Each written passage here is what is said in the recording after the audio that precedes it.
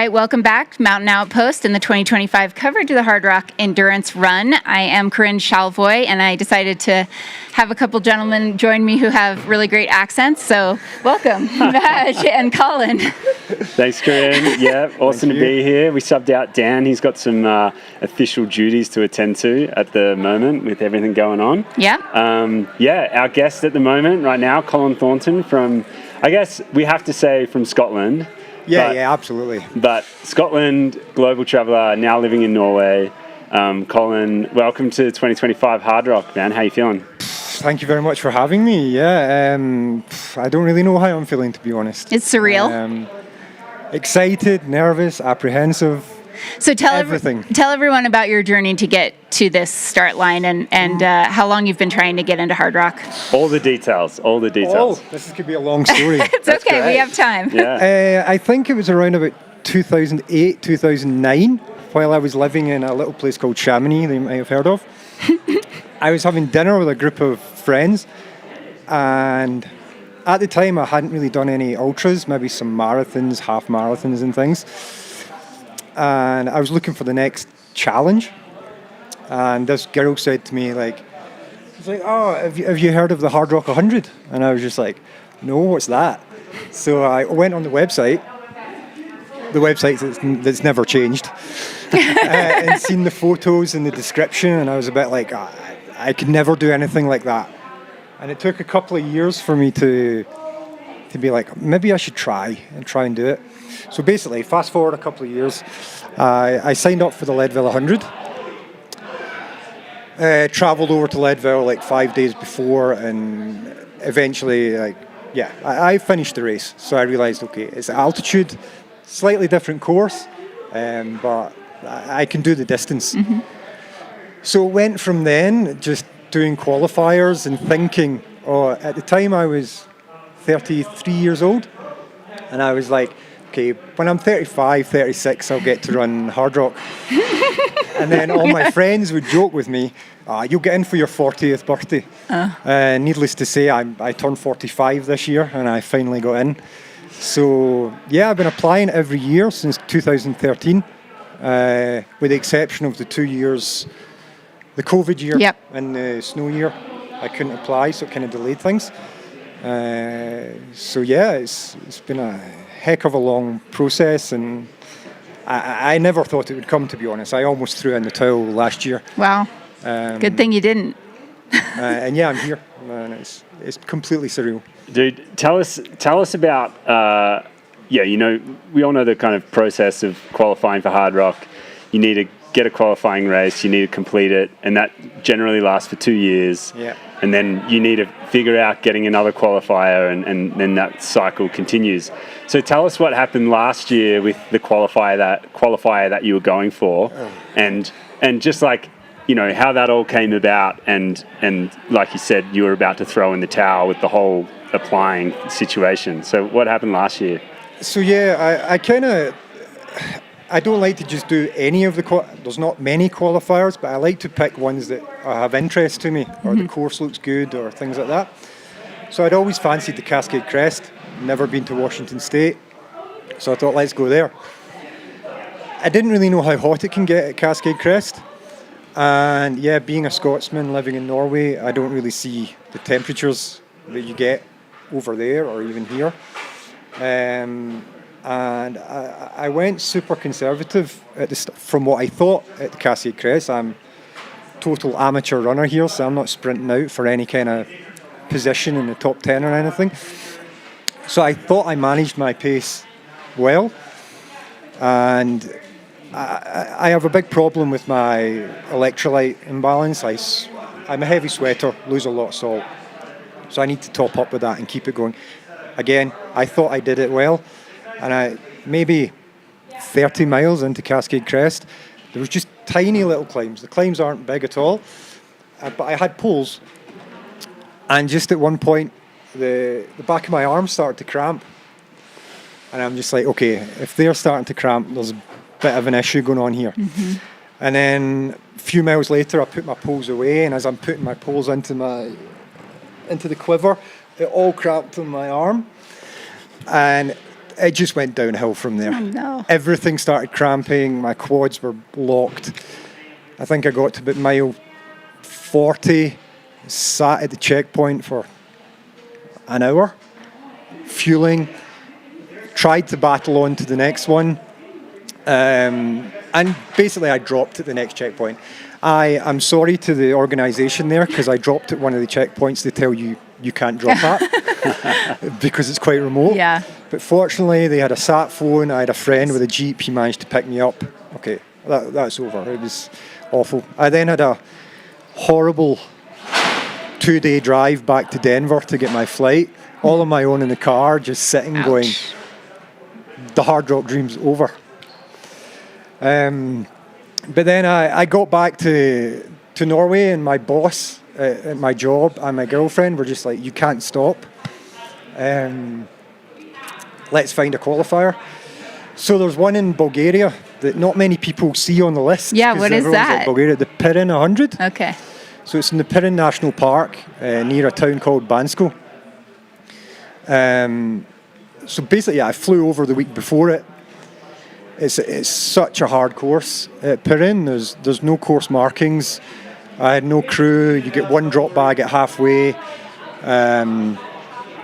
Organisation are amazing. The aid stations don't have too much at them for you, so you have to be very So it makes it a hard rock qualifier. I mean, it's tough. You have to figure out your own nutrition. I would recommend it to anyone who wants remote, beautiful mountains, amazing place. It's really hard. So the goal there was get that qualifier. And basically I did. I had problems in the race. The first time of any ultra I've done, I had blisters all over my feet. It was absolutely brutal agony for about 40 miles. But all I was thinking was just get there. I finished, and I had that qualifier. And somehow my name came out of the hat quite early in the draw. Were you watching the lottery? Of course I was. Of course. Well, some people don't. Like, I have a friend who she had four tickets at Western. She just got in, and she was like not even paying attention to it. And we're texting her, but you were watching. You were paying attention. I was staring at the names coming out of the screen, and it'll crack me up if I describe the story here, so I'm not going to do it. But anyway, when my name came out, it took a while to register. Like, it's me. I actually just seen, because I was just staring at the names, and I was about to say to my girlfriend who was watching me, like, it's not the year again. And I just seen GBR 45 male, never. And I was like, oh, there's someone like me. And just shouted it was my name. That's so cool. Yeah, it's so cool. Unbelievable. Yeah, it's so good. Congratulations. Cheers, man. Hey, that's like, isn't it amazing? I find it amazing how that qualifier is so motivating. Yeah. You know? Like, yeah, you live in Europe, you live in Norway, but you went to Bulgaria to a course with very little support, zero marking, never been there, no crew.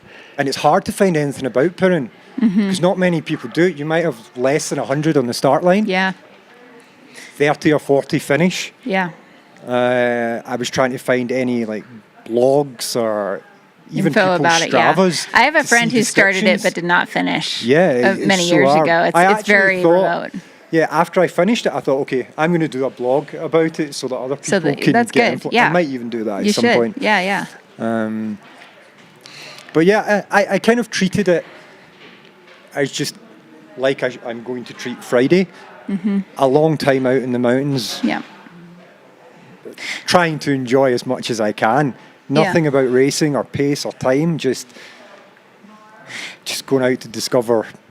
How about the kind of, have you learned anything about heat mitigation or management? I mean, just because... I'm awful in it. Well, but because it can be hot here, right? A couple years ago, our high was hotter than the high at Western Stateside here. Yeah, I hate it when people say that. Well, no, but you can do things, so...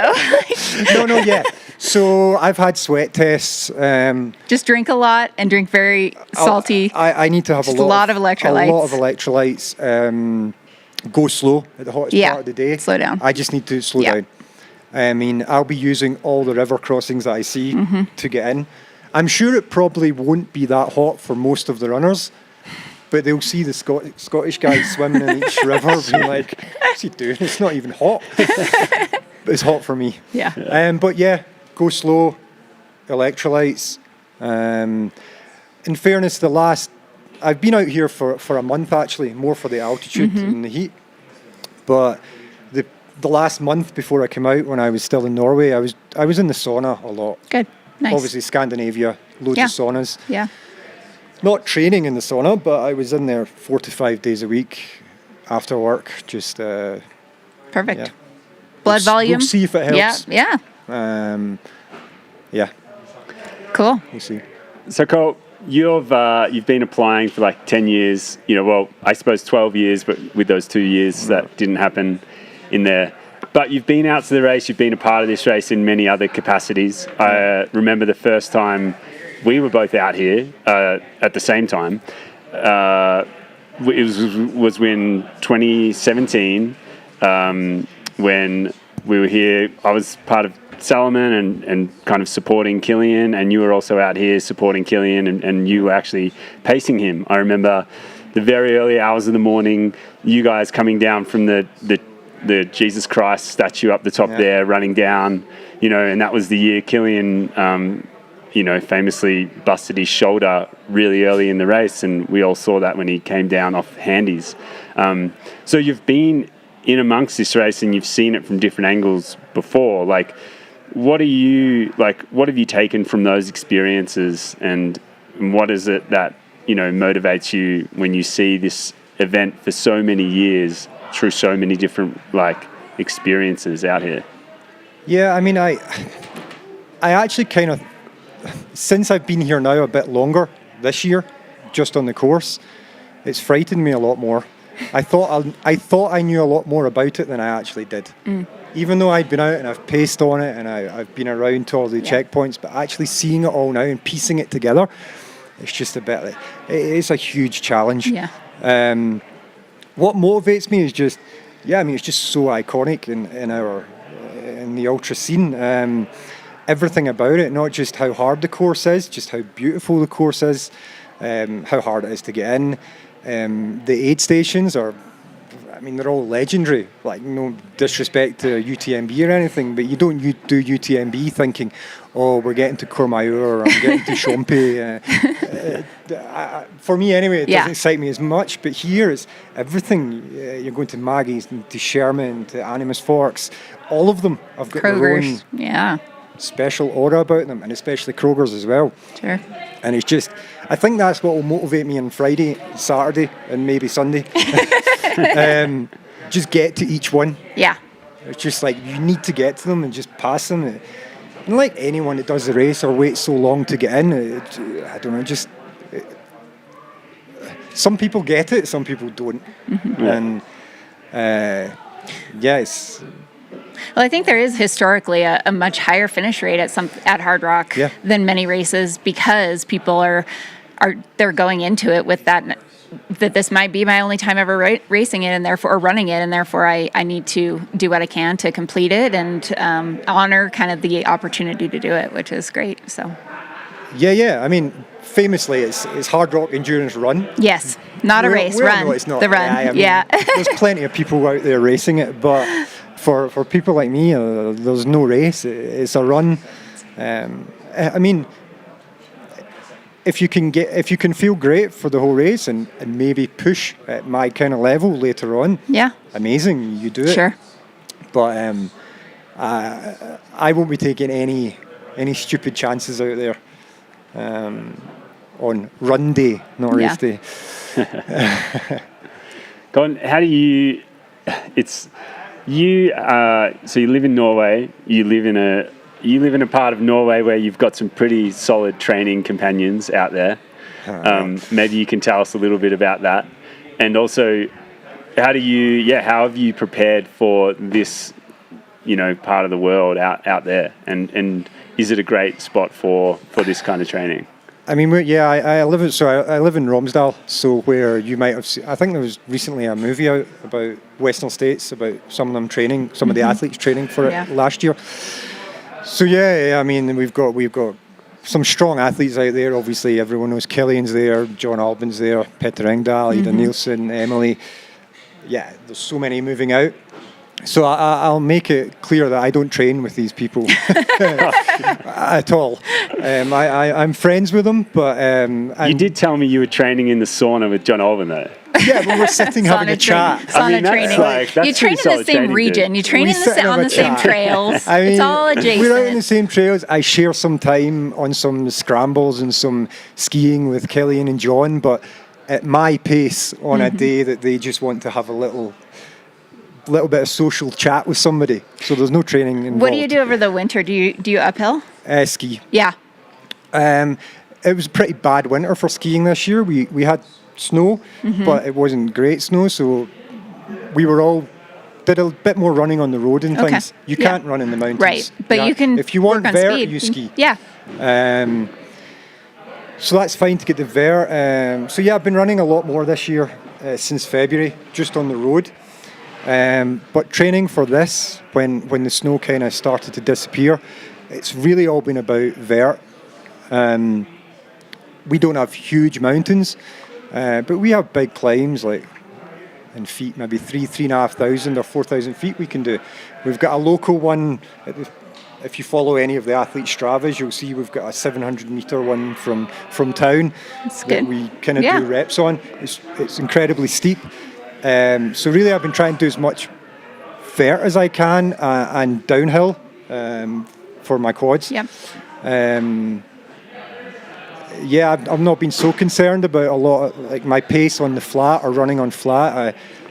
I personally don't think I need it for a race like this. So it's just using the poles, going uphill, going downhill, because really on the flats I'll be shuffling along. I won't be doing any super fast. What's going to be your footwear of choice for the race? I'll most likely be in the Sportiva Prodigio Pro. Oh, I've heard good things about that shoe. I think it's absolutely fantastic. Nice.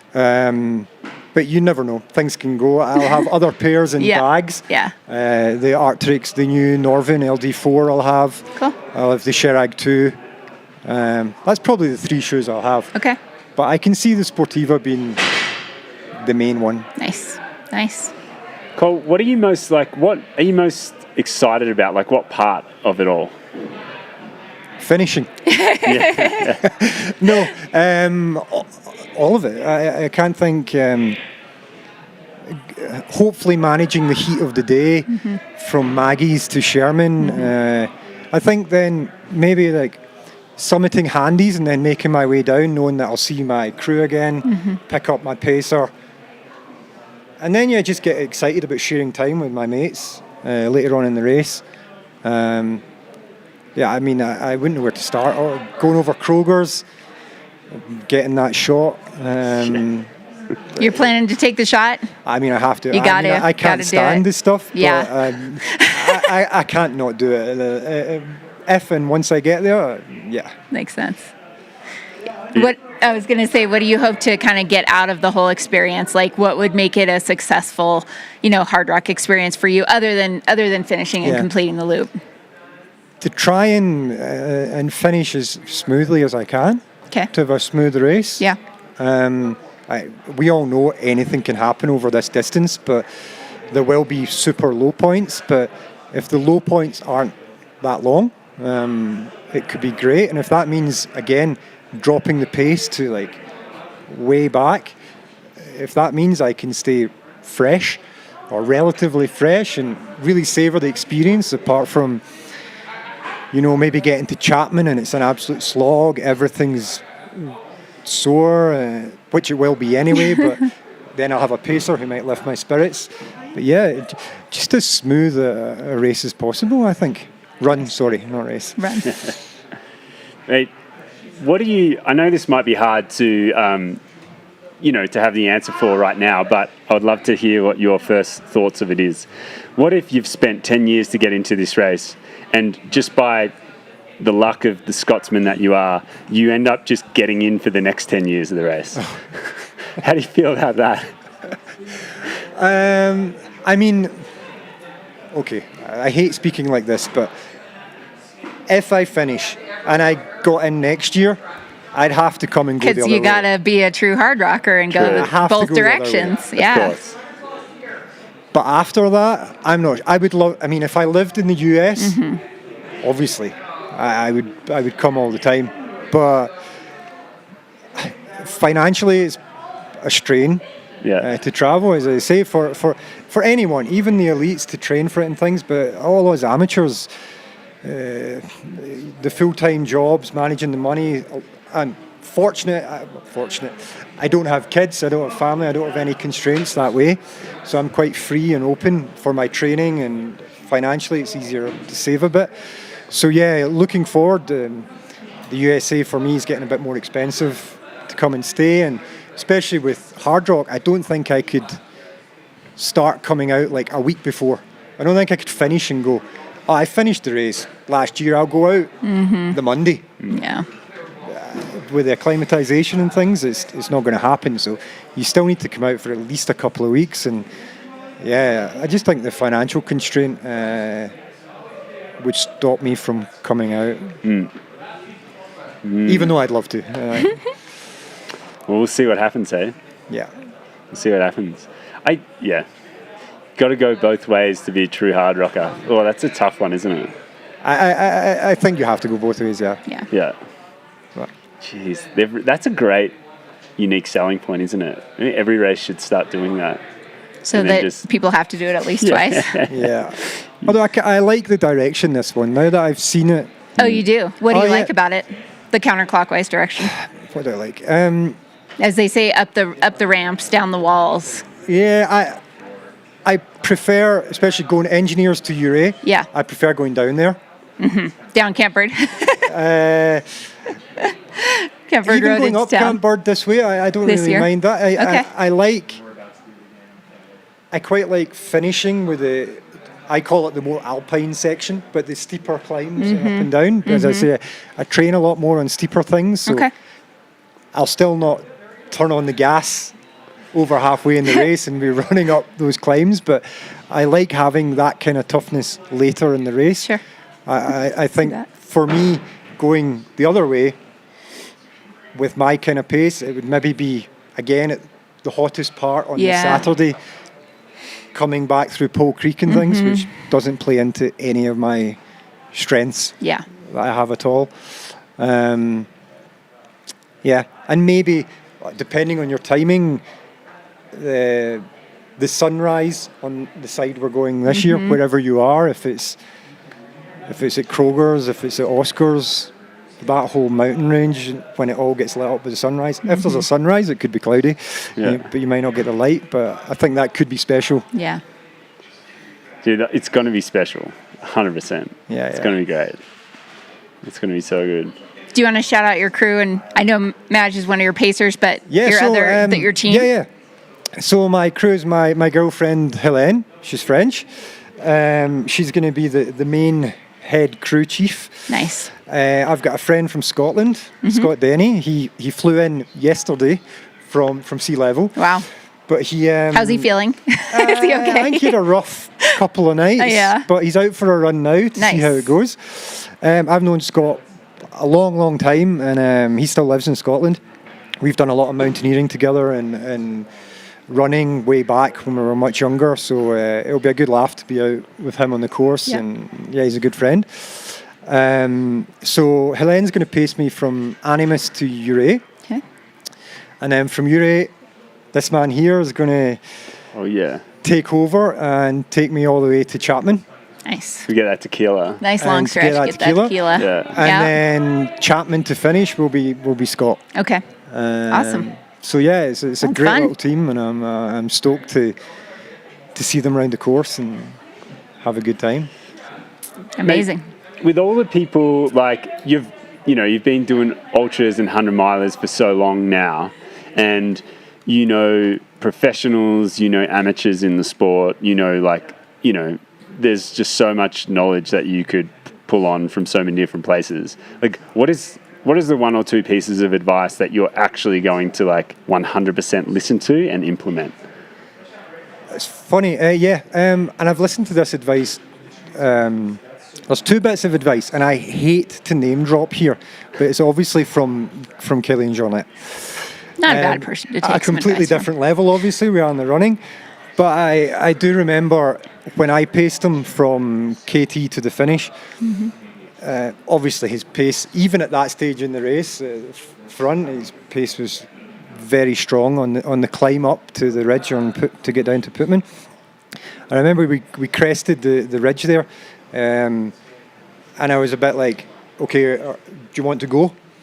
And he was like, give me a few minutes just to recover the legs, and then we can start to gas. I was like, okay.